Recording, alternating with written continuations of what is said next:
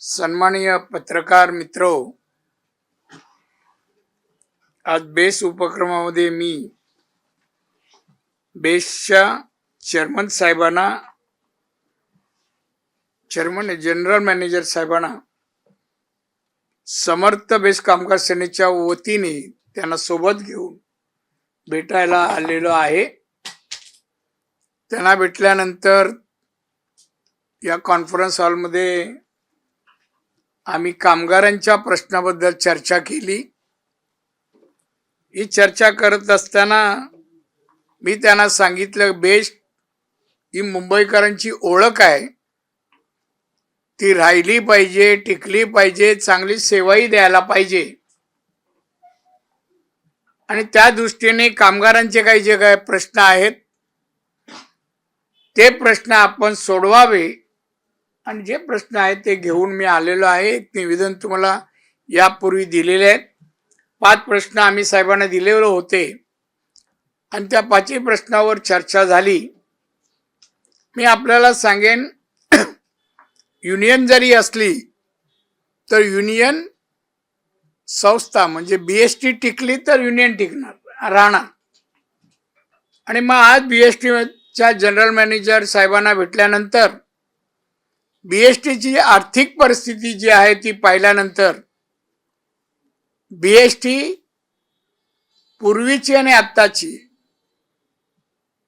फार फरक आहे। डबघाईला आलेली बीएसटी आज आहे आर्थिक दृष्ट्या। त्यात ना जीएम साहेबांचं काही हे म्हणजे रोल आहे, त्याचं कारण आहे परिस्थितीमुळे अनेक गोष्टी ज्या घडल्या बीएसटी प्रमाणे, त्यामुळे बीएसटीला फार मोठ्या रकमेची मदतीची गरज आहे।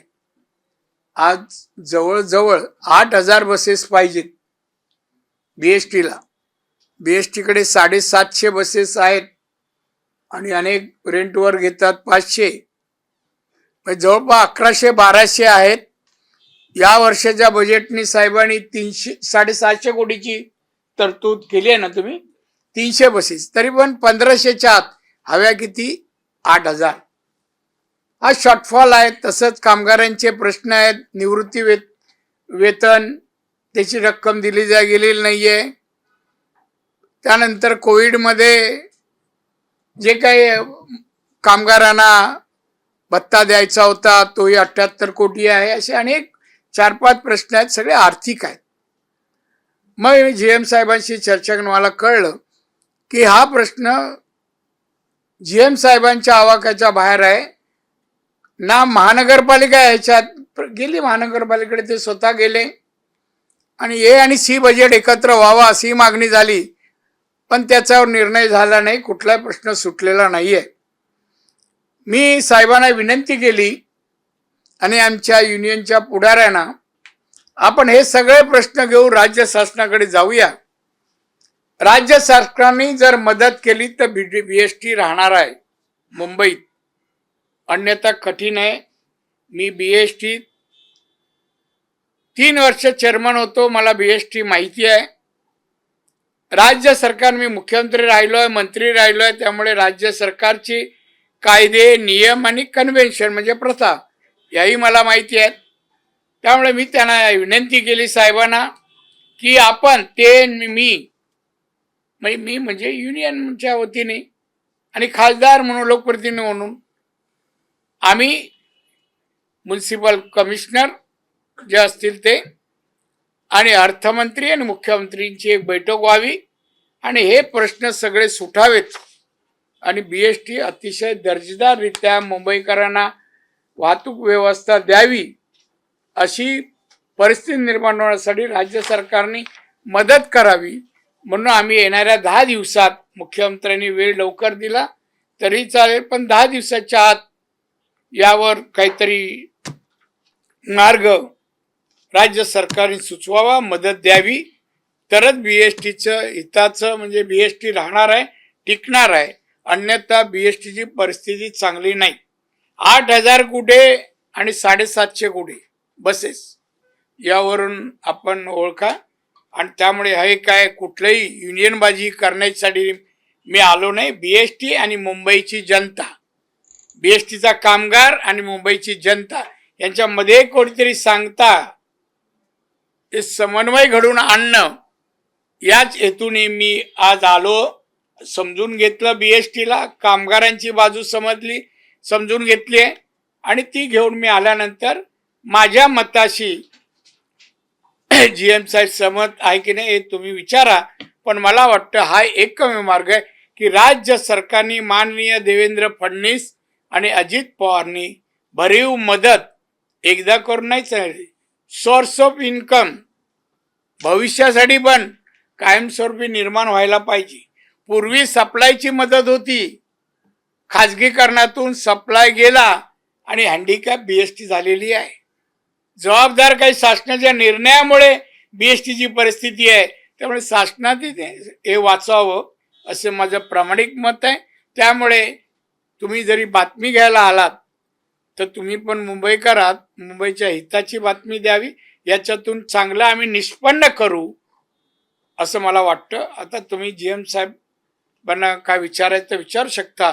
आम्ही लवकरच शासनाकडे गेल्यावर तुम्हाला भावी तशी बातमी मी देईन, हे आश्वासन आहे.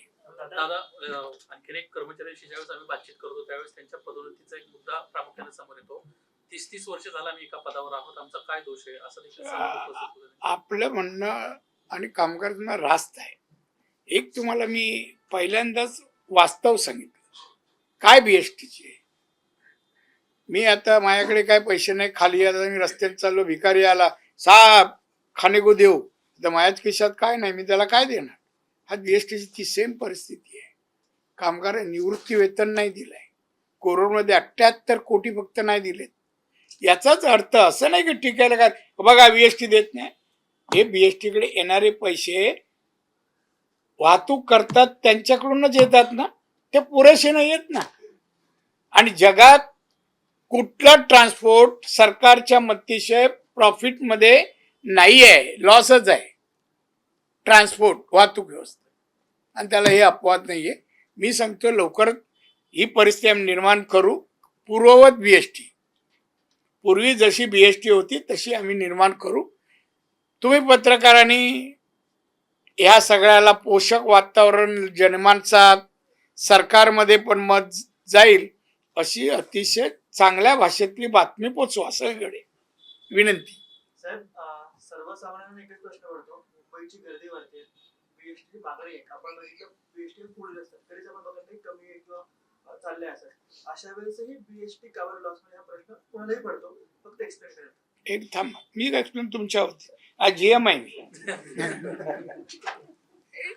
साहेब मी आता पत्रकार मित्र, आता मी एवढं समजून सांगितलंय, आम्हाला कळतंय. आज आमचा प्रवासी 1-1 तास बसची वाट बघतोय रस्त्यावर. शॉर्टेज आहेत बसेस. 8,000च्या जागी 750च आमच्या खिशात आहेत. आम्ही नाही बसेस देऊ शकत, अर्थव्यवस्था आर्थिक परिस्थिती. म्हणून त्यांनी ए बजेट आणि सी बजेट एकत्र व्हावा, कॉर्पोरेट मदत होईल या हेतूने गेले, तिथूनही निर्णय झाला नाही. त्यांनी अनेक जीएम साहेबांनी अनेक मार्ग शोधले, त्यांना ते मध्येच अडचणीत आहे. आणि म्हणून आम्ही अंतिम कायमस्वरूपी प्रश्न सुटावा, प्रवाशांना थांबता लागू नये, वेळी जावं, बस यावं, बीएसटी याच्यापेक्षा लक्झरी बसेस उपलब्ध व्हाव्यात, हे माझं मत आहे. आणि त्यामुळे आम्ही तसे प्रयत्न करू. एक वेगळा प्रश्न आहे, वेगळा वक्फ सुधारणा बोर्ड जो बिल आलेला ए कुठे बसलोय रे, आता निर्णय आलाय कोर्टाचा म्हणून बोल ना काय बोलायचं. वक्फ सुधारणा बोर्ड जो शासनाने मंजूर केला विधेयक, त्याचा कोर्टामध्ये सुनावणी झाली. कोर्टाने असं म्हटलं की 7 दिवसात केंद्र सरकारने आपली बाजू मांडावी, तोपर्यंत कुठलेही बदल त्यामध्ये करू नयेत असे कोर्टाने आदेश दिले. मग काय कोर्टाचा आदेश केंद्र सरकार इम्प्लिमेंट करेल. आमचं बिल तर क्लिअर आहे. आम्ही काय कोणाची जमीन घेत नाही. एकदम वक्त तुम्ही समजून घ्या. आम्ही जे काही जी वक्तची जमीन म्हणा, जे काही योजनाच आहे ते मुस्लिम बांधवांच्या गरीब लोकांचं संगोपन करण्यासाठी आहे. गरीब दारू 5 स्टार उघडण्यासाठी नाही. वक्तमध्ये एकाने जमीन घेऊन बँगलोरला 5 स्टार हॉटेल चालू आहे, त्यासाठी नाही आहे. आणि म्हणून सरकारने घेतला निर्णय की सर्वसामान्य मुस्लिम समाजाला त्याचा बेनिफिट व्हावं आणि त्याचा निर्णय अगदी भारतीय घटनेच्या नियमानुसार व्हावा आणि म्हणून घटनेत राहून वक्फचा निर्णय झालेला आहे. पटलं? हा? उद्धव ठाकरेंच्या पक्षाची काल एक सभा नाशिकमध्ये झाली. हो. त्या सभेमध्ये बाळासाहेबांचे एक जुना ऑडिओ जो आहे तो पुन्हा एकदा लावण्यात आला आणि कुठेतरी ऊर्जा शिवसैनिकांमध्ये देण्याचा प्रयत्न उद्धव ठाकरेंनी काल केलं पाहिलं. एआयच्या माध्यमातून तो व्हिडिओ दाखवण्यात आला. अरे असं करू दे ना. माणसं करू शकत नाही ते ह्यांनी सफिशियंट आहे का? साहेब नाहीत आता आवाज करून. साहेबांची आयडिओलॉजी, साहेबांचे विचार उद्धवनी का ना इम्प्लिमेंट केले एवढ्या वर्षात. साहेबांचे विचार त्याला माहिती आहे, कॅसेट सगळ्या घरात आहेत. ऐक ना, रात्रभर का नाही केले? लोकांपर्यंत जाणं, सैनिकांना सांभाळणं, प्रेम देणं, हे साहेबांनी केलं ना. म्हणून संघटना मजबूत. मी 39 वर्ष होतो, जवळून पाहिलं. याला काही नाही येत. अहो साधा मुख्यमंत्री राज्याचं 2.5 वर्ष नुकसान केलं ना तरी. राज्य मागे गेलं 10 वर्ष. ते पवार साहेबांची मेहरबानी बसवलं असं. त्यामुळे मी तुम्हाला सांगतो, उद्धव ठाकरेंनी काही केलं. उद्धव ठाकरे वर येणार नाही. पुढच्या वेळेला विधानसभेत 5 आमदार नसतील अशी उद्धवची परिस्थिती आहे. शिवसेना एकनाथ शिंदे सुरू आहे आणि उद्धव ठाकरेची बंद अवस्थेत आहे. ते असं म्हणतात की भाजपचं हिंदुत्व जे आहे ते नकली आहे. वारंवार तो सांगून काय होतो? काय सांगतो? आम्ही केंद्रात सत्तेवर आहे, राज्यात सरकारवर आहे, पंतप्रधान आमचे आहे. आम्ही नकली असतो ते 140 कोटीपैकी मॅक्झिमम लोकांनी आमचे खासदार निवडून दिले असते का नकली असतं तर? त्याचं तुम्ही का प्रश्न विचारता? त्या लायकीचा नाही हो त्याचे प्रश्न. विचार चांगले प्रश्न. मी कुठे मला बोलवा, मी येतो ना. उद्धवने विचारावे. मी साहेबांचा सैनिक आहे. साहेब आजही माझे गुरु आहेत. त्यामुळे उद्धव आपल्यासमोर टिकणार नाही हो. दादा, एक वाद जो आहे तो समोर आता सुद्धा सुरू आहे. छत्रपती शिवाजी महाराजांची रायगडावरची जी समाधी आहे त्या समाधीच्या बाजूला वाघा कुत्र्याची जी समाधी आहे ती काढावी अशी छत्रपती संभाजी महाराज. No comments. मी त्यावर भाष्य नाही करणार. महाराजांच्या कुठल्याही प्रश्नावर भाष्य नाही करणार. प्रकाश बिडवलकर हत्या प्रकरण 2023 मध्ये झालं. 4 आरोपी अटकेत आहेत. तर वैभव नाईकांचा असा आरोप आहे की जो शिरसाट नावाचा गुन्हेगार आहे त्यानं आता एकनाथ शिंदेच्या शिवसेनेत प्रवेश केला स्वतःला वाचवण्यासाठी. मला माहित नाही काय हो प्रश्न आहे लोकांच्या हिताचा, कल्याणाचे. एखादी बीएसटी कोण चेसी बीएसटीला मदत करेल असे काय प्रश्न आहे? सोडा हो. तो वैभव नाईकांनी काय आहे 10 वर्ष काय केलं? एक विधानसभेतलं भाषण दाखवावं, नाही तर एका अधिवेशनात आमच्या निलेश राणेची भाषणं दाखवा. हे निकामी माणसाचे मांडूत नका हो. ही वीज सगळं फुकट फुकट जातं ते. आणि वेळ जीएम साहेबांचा माझाही. बीएसटी जे आहे ते महापालिकेत विलीन करा. मग बोललो ए आणि सी बजेट. तो प्रस्ताव जो आहे तो सभागृहात मंजूर झालेला आहे. असू दे ना. तर काय तो इम्प्लिमेंट झाला नाही. तुम्ही एकांतात या, तुम्हाला बजेटही समजवतो. मी बजेट हाऊसमध्ये मांडलेले आहेत. कॉर्पोरेशनची आजची आर्थिक परिस्थिती बघतो, बघा तुम्ही. आणि मग तुम्ही सांगा मला 2 बजेट किंवा दोघी संस्था एकत्र यावे का, मिलन व्हावी का? कळलं ना? मर्जर म्हणतात ते कशाचं होतं? काहीतरी पाहिजे ना तिथे. मर्ज झाला फायदा व्हायला पाहिजे. मग बघा अर्थव्यवस्था सांगा ना त्यांची. ते मेन असले डिपॉझिट पण आता खर्चाला येते आहे. कामगार त्याकडे डोळा लावून आहेत की हे होईल हे होईल. कामगारांचं सगळं होणार, कल्याण करणार आम्ही. कामगारांना वाऱ्यावर आम्ही सोडणार नाही. मी आज आलोय मुख्यमंत्र्यांकडून हे सगळी देणी तर त्वरित द्यायला लावू, पण बीएसटीचं कायमस्वरूपी सोर्स ऑफ इन्कम आम्ही समर्थ बीएसटी करण्याचा प्रयत्न आहे. बस. शेवटचा प्रश्न. 9 शिवसैनिक तू कोणाकडून घेतोस हे प्रश्न? उद्धव ठाकरेकडून नाही ना. माझे लिहिलेले आहेत मी. बोल ना. मग कशाला लागतं? मी मग एक कागद पण नाही घेतला एवढं बोलताना. सराव आहे माझं नाही. मग बोल ना काय ते बोल. 9 शिवसैनिकांची हत्या झाल्याचा एक आरोप सातत्यानं होतोय. या संजय राऊतांना असं म्हटलं की 9 शिवसैनिकांची हत्या झालेली आहे. त्याच्यात काय तथ्य आहे? कुठे झाली? कुठे झाली? कोकणामध्ये झाली असं त्यांचा आरोप आहे.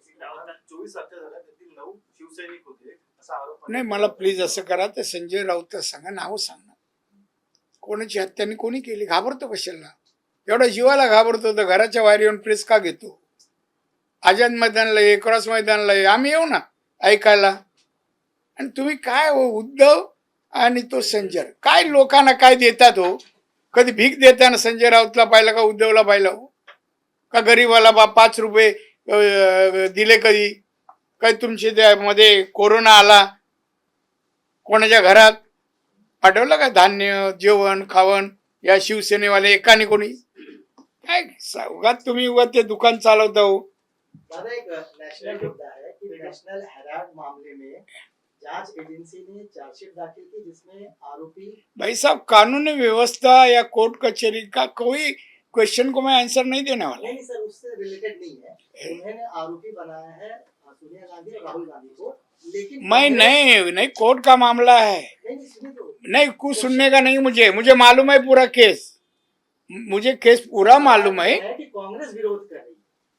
कोर्ट बारे में नहीं पूछ रहे, कांग्रेस के बड़े नेता विरोध कर रहे हैं, उन्होंने गलत जांच की, ये सवाल. भाई साहब, सोनिया गांधी, राहुल गांधी कौन से पार्टी में? कांग्रेस. नेता कौन है? दोनों जन है. तो कांग्रेस क्या करेगी? उनको बचाने की कोशिश करेगी ना. तो आसान आंसर है वो भी. आप इतना ऐसा पूछ रहे हैं कि जब कुछ ऐसा होने वाला है देश में, आने का है बाबा. दादा, आप हिंदी में जानना चाहिए कि आज आप यहाँ पे आए थे अपने देखिए भाई साहब, एक देखो, अपन गलत कर रहे. एक मिनट नहीं, गलत कर रहे. हमारा खाली कामगार का प्रश्न और बीएसटी का था. ये क्वेश्चन आप लोग नहीं पूछना चाहिए. तो भी आप इतने अंदर आए, प्यार से क्वेश्चन पूछ रहे, मैं जवाब दिया. इनफ. हाँ, thank you very much. Thank you. चहा वगैरे मागू का? नको. हिंदीमध्ये थोडं ब्रीफ करा ना. बेस्टचा विषय हिंदीमध्ये फक्त ब्रीफ करा. मराठी झाला. सर हिंदी मध्ये करून टाका ना. करून टाकू. म्हणजे आता हे आम्ही शब्द वापरला तर बोलले असते केस घ्या राहणार. सर, आज आप यहाँ पे आए थे, क्या चर्चा हुई? कुछ मुद्दे आप साथ में लेके आए थे, इसके ऊपर देखिए, हमारी बीजेपी की समर्थ बेस कामगार सेना संगठना है, कामगारों की है. और बेस के बारे में है, बेस के कामगार है, उनके कई समस्या है. पगार के बारे में है,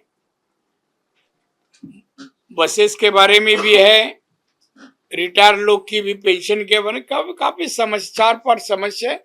वो लेकर में माननीय हमारे जीएम साहब को मैं मिला और उसी वक्त हमारी इसी हॉल में चर्चा हुई. तो ये सब फाइनेंशियली प्रश्न है. बीएसटी के अभी 750 बसेस तो चला रहे, 8000 बसेस की आवश्यकता है. तो उनको सरकार से, कॉरपोरेशन से बस खरीदने के लिए, बसें चलाने के लिए फाइनेंशियली उनको सपोर्ट चाहिए. और मैं देखा सब पूरा कारोबार, बीएसटी की आर्थिक स्थिति देखा मैंने. तो मैं समझता हूँ बीएसटी जैसे बीएसटी इसके पहले थी, उनको बिजली सपोर्टिंग जो अपना एक डिपार्टमेंट था सप्लाई का, उससे प्रॉफिट जो आता था वो ट्रांसपोर्ट को खर्चा किया जाता था. अभी वो नहीं है कि प्राइवेटाइजेशन सप्लाई का होने के कारण. तो अभी हैंडीकैप बीएसटी हो गई. तो ये सब बसेस के लिए पैसा, सर्विस के लिए, सैलरी के लिए पैसे की आवश्यकता है. इसके लिए हमें राज्य सरकार के पास महाराष्ट्र के मुख्यमंत्री देवेंद्र फडणवीस और फाइनेंस मिनिस्टर अजित पवार इनको मिलने वाले हैं. और बीएसटी जो अभी कमजोर हो गई आर्थिक व्यवहार से, उसको मजबूत करने के लिए और हमारी समस्या बीएसटी की दूर करने के लिए हम रिक्वेस्ट करेंगे. मैं समझता हूँ कि सरकार, भाजपा और 3 पार्टी का जो सरकार है, वो हमारा प्रॉब्लम, बीएसटी का प्रॉब्लम, बीएसटी के कामगारों का प्रश्न जरूर हल करेंगी. मैं विश्वास रखता हूँ जल्दी विदिन 10 डेज में हम जाके मिलने वाले हैं. देश विदेशातील प्रत्येक घडामोडींचे लाईव्ह अपडेट मिळवण्यासाठी आता साम टीव्हीच्या सर्व सोशल मीडिया प्लॅटफॉर्मला लाईक, फॉलो आणि सबस्क्राईब करा. तसंच सर्व नोटिफिकेशनसाठी बेल आयकॉन प्रेस करायला विसरू नका.